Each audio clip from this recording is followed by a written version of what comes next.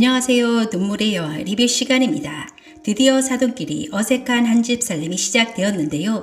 사람은 쉽사리 바뀌지 않는다고 했습니다. 서로 정말 다른 삶을 살아온 킨즈가와 용두리 식구들 잘 극복해 나갈 수 있을까요? 구화 예고편을 보면 두 가족의 어색한 식사 장면이 나오는데요. 서로가 당혹스러워하는 모습을 볼 수 있습니다. 안에서 새는 바가지 밖에서도 샌다 라는 속담이 있습니다. 두 가족이 함께한 식탁 위에는 음식들로 가득합니다. 그런데 이 어색한 분위기를 더 어색하게 만드는 한 사람이 있습니다. 홍수철입니다.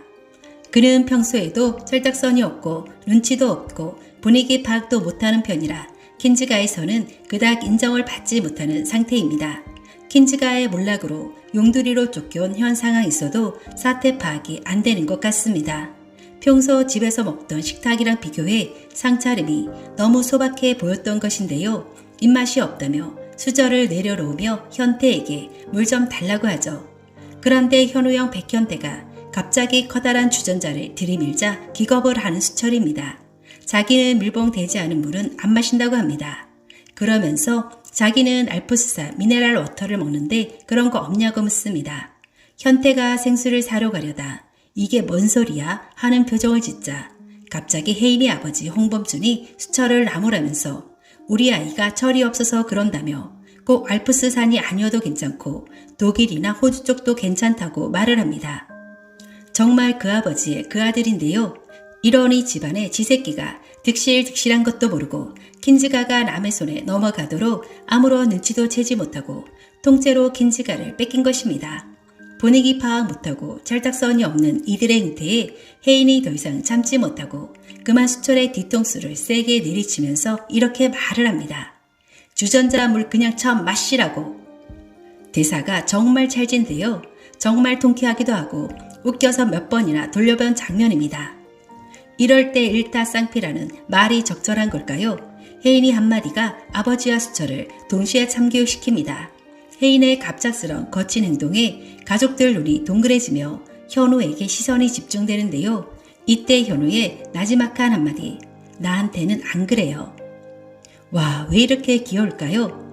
그 한마디에 정말 빵 터졌는데요. 혜인이와 현우는 정말 찰떡케미로 너무나 잘 어울리는 커플입니다. 현실 남매의 모습을 제대로 보여주는 장면입니다. 킨즈가의 유일한 브레인 백현우는 킨즈가를 되찾기 위한 방법에 몰두할 텐데요. 그는 구화 예고편에서 은성의 방식대로 잃어버린 것을 되찾겠다라고 선언을 했죠. 현우는 법무팀 팀장으로 그들이 자르고 싶지만 탈탈 털어도 먼지 하나 나오지 않았기에 모슬이와 윤은성 입장에서는 눈에 가시일 것입니다. 혜인이 감사팀에 현우에 대한 감사를 의뢰한 것도 지금에 와서 보면 신의 한 수입니다. 또한 오너 일가가 아닌 팀장으로 재직한 것과 이혼을 한 것이 현우에게는 킨즈에 남아서 일할 수 있는 명분을 준 것입니다. 현우의 말대로 은성의 방식대로 킨즈가를 되찾을 수 있는 방법은 바로 이것일 것입니다. 홍만대가 숨겨둔 비자금의 행방입니다. 현우는 사실 이 비자금의 존재조차 모르고 있었던 상황입니다. 윤은성이 현우를 쫓아내기 위한 수단으로 홍만대를 검찰에 고발하면서 현우가 알게 된 상황이죠. 홍만대가 의식불명으로 누워있는 상태에서 모슬이와 은성은 현재 위치를 더 견고히 하기 위해서 홍만대의 비자금 행방을 쫓을 것으로 보입니다. 그러나 비자금에 대해서 자세히 알고 있는 단 한 사람이 있죠. 바로 홍혜인 아버지 홍범준인데요. 아버지는 의식불명으로 누워있고 킨즈가는 모슬이와 은성이 한데 빼앗겼고 이제 남은 건 홍만대의 비자금뿐입니다. 이것마저 그들의 손에 넘어가면 재기는 더 이상 힘들 것이라는 판단을 할 것 같습니다.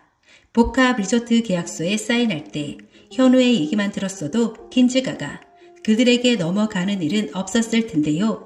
그때도 홍범준은 현우의 말에도 일리가 있다고 판단했지만 워낙에 강하게 나오는 아버지를 꺾을 수는 없었습니다. 그러나 홍만대와 홍범준도 현우의 일처리 능력과 꼼꼼함에 대해서는 그들도 인정하고 있는 부분입니다. 홍범준은 더 이상 물러설 것도 믿을 사람도 없습니다.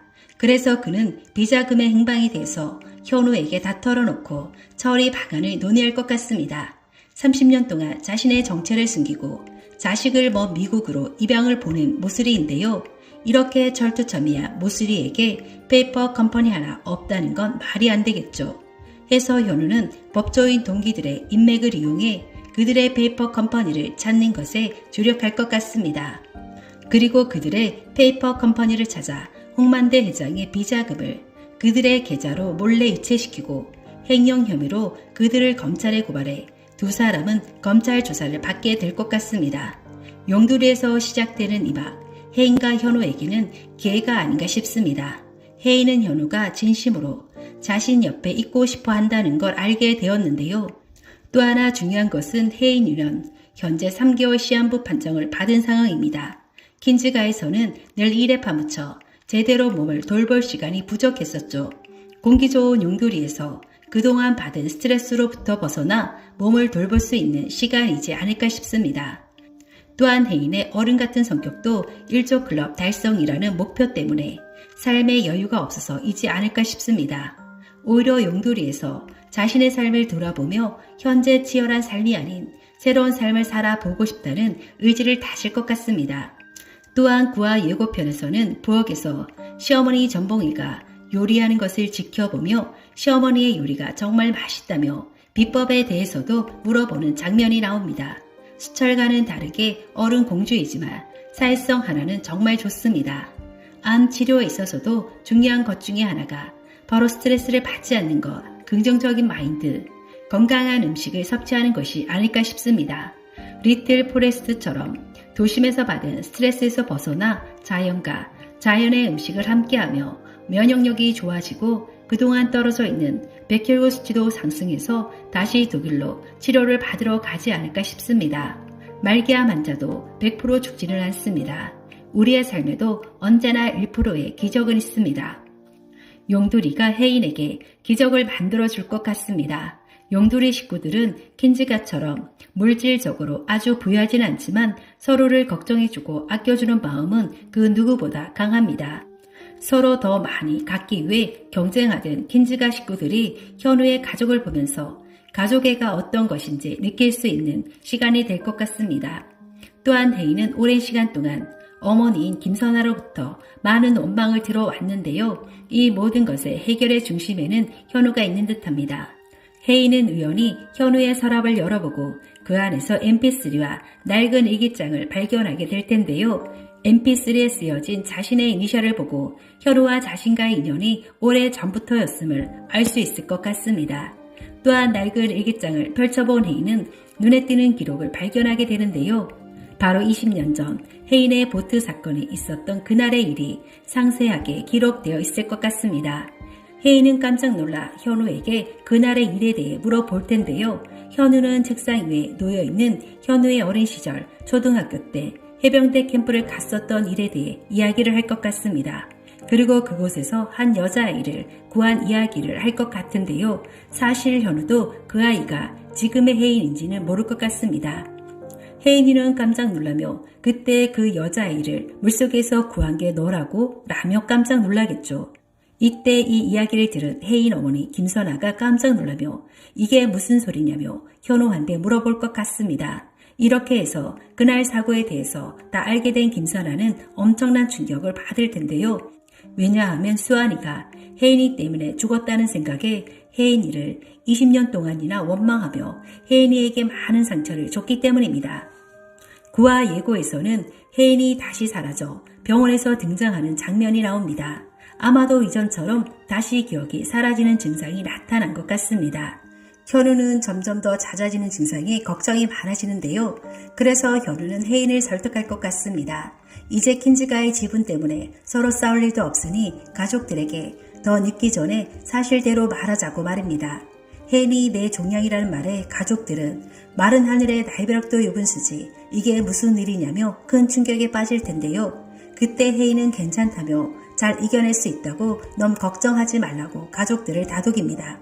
그리고 평소 여장부로 아주 씩씩한 현우 어머니 정부애가 우리가 같이 한번 잘 이겨내보자고 혜인과 가족들을 다독일 것 같습니다.